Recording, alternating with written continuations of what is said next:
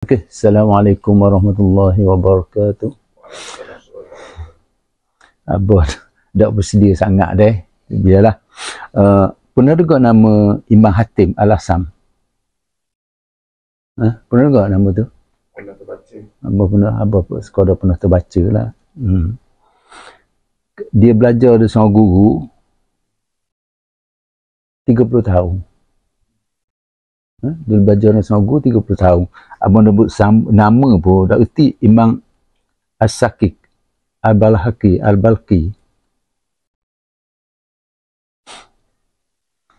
Jadi guru ditanya selama 30 tahun belajar apa yang mu dapat? Lepas 30 tahun dah ni belajar ni. Kan dia jawab, dia setakat ni dia dapat 8 faedah. Dia ilmu selama 30 tahun dia belajar 8 faedah dia dapat. Faedah yang pertama apa dia?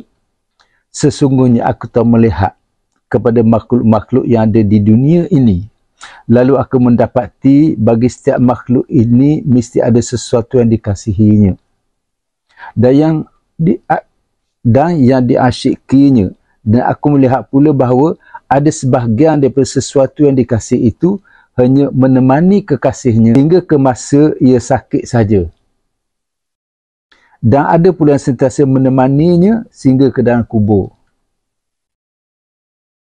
Manakala yang lainnya akan terus balik dan tidak mahu untuk bersama-sama dengan kekasihnya di dalam kubur. Lalu ia akan membiarkan kekasihnya tinggal seorang diri di dalam kubur. Lalu aku terus berfikir dan akhirnya aku membuat kesimpulan bahawa sebaik-baik kekasih itu ialah kekasih yang setia mengiringi kekasihnya ke dalam kubur dan menjadi penghibur dan teman setia. Dan tiada kekasih yang bersedia untuk berbuat demikian selain daripada amalan yang soleh. Maka aku terus menjadikan amalan soleh ini sebagai teman dan kekasihku supaya ia dapat menerangi kuburku dan menghiburkan hatiku, dan sudah pasti ia tidak akan meninggal aku duduk bersendirian. Ini keputusan keputusan dia buatlah. Mana kasih mana seorang manusia kita sampai kubur lah paling jauh. Lepas tu tinggal kita seorang diri lah. Ya.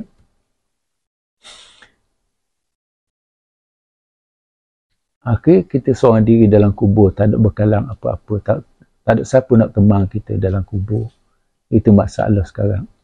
Jadi yang maksud kena bersedia lah supaya jangan kita sampai kita seorang diri dalam kubur. Jangan sampai kita seorang diri, tak ada teman langsung. Mustahaknya cara ulama besar berfikir. Hatim Al-Asam ni seorang wali Allah, dianggap seorang wali Allah lah.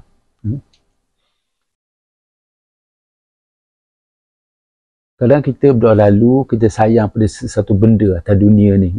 Pada satu benda tu tak boleh manfaat pada kita di kubur sebila. Jadi nak kasih, nak sayang, jangan melampaui batas, jangan berlebihan. Ingat juga hidup kita dalam kubur ni, bekalan kita dalam kubur kat gini. Takut tak ada satu habuk.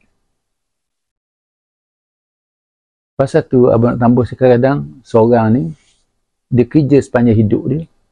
Kadang pakai pecen sambung lagi. Konon nak cari rezeki, nak tambah rezeki, nak simpan untuk anak-anak.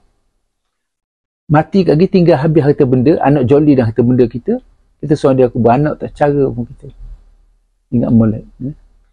Jadi untuk dalam kubur ni kau boleh jangan harapkan orang lah.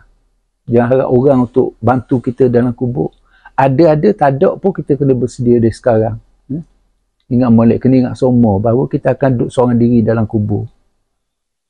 Jangan nak buat cincai lebih kurang, jangan.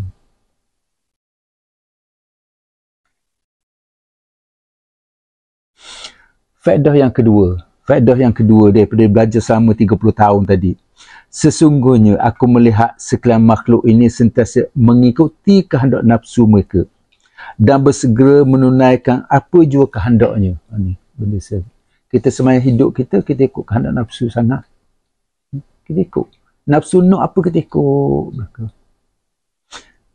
Lalu aku memikirkan firman Allah SWT yang berbunyi, Wa amma man khafa maqama rabbih wa nahan nafsa 'anil hawa fa innal jannata hiyal ma'wa. Surah An-Nazi'at ayat 40-41.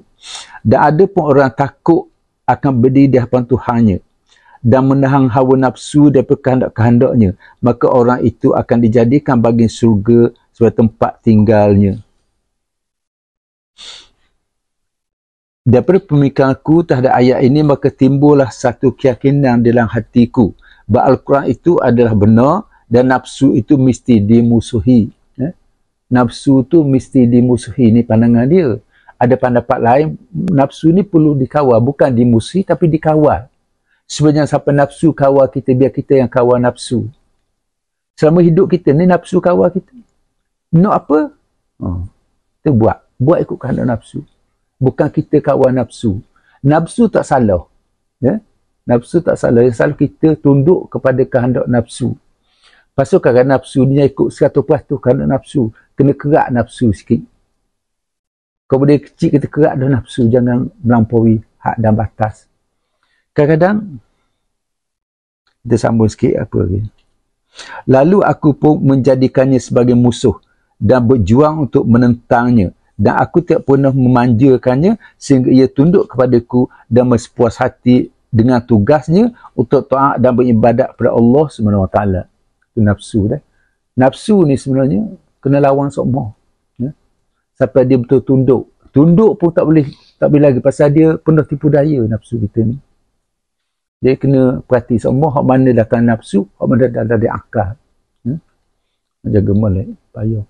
Kita ni kadang-kadang ada kau buat contoh, kita yang paling besar kita ni nafsu makan kata. Buat contoh satu nafsu makan. Kita tak kira nak kita cari. Pasal ada seorang tu nak makan apa benda, dia kau lupa ambil helikopter pergi Perak nak makan. Makan nasi kandar tu silapnya. Sanggup ambil helikopter kau lupa kita Perak nak makan nasi kandar. Apa dia? Nasi ganja. Nasi ganja. Apa tak tahulah, tapi nak makan sesuatu di Perak. Sanggup ambil helikopter pergi. Walaupun hukum dia haruh makan nasi itu. Tapi semua perjalanan dihisap oleh Allah SWT. Kena hisap belaka tu. Kita bimbang yang tu lah. Kau selagi kita dia ikut kehendak nafsu, kau tak silap Abu Imam Ghazali katalah. Nafsu makan ni sebenarnya sedap tu kat mana? Tekuk sekejap je. Tekuk je. Sedap tu bezanya seminit tak sampai tau. Sedap satu makanan tadi. Setengah minit tu. Masa kunyah telang tu. Lepas tu hilang sedap dia. Kita beli harga makan ubi kayu pun. Takat tu sedapnya makan nasi berani, nasi Arab pun sedap takat tu je. Lepas tu dah perut. Super je lah. Kemudian apa kita makan banyak ni. Tahu tak kerja kita? Kita buat kerja tekul umum. Untuk puas nafsu. Lepas tu kita penuh tanda. Kita buang sebagai kita makan dah jambang. Usaha kita sisa pas jambang je sebenarnya. Tak ke mana. Usaha kita cara sisa untuk penuhkan jambang je. Pasal tekuk setengah minit je berasa. Lepas tu habis lah. Pahit ke, masang kelak ke, manis ke, tawa ke. Setengah minit tu je. Dia hilang. Lepas tu penuh tandah je. Okey. Kita baca dua tu dulu deh. Rasa sekianlah wabillahi taufiq wal hidayah. Wassalamualaikum warahmatullahi wabarakatuh. Waalaikumsalam. Kita ambil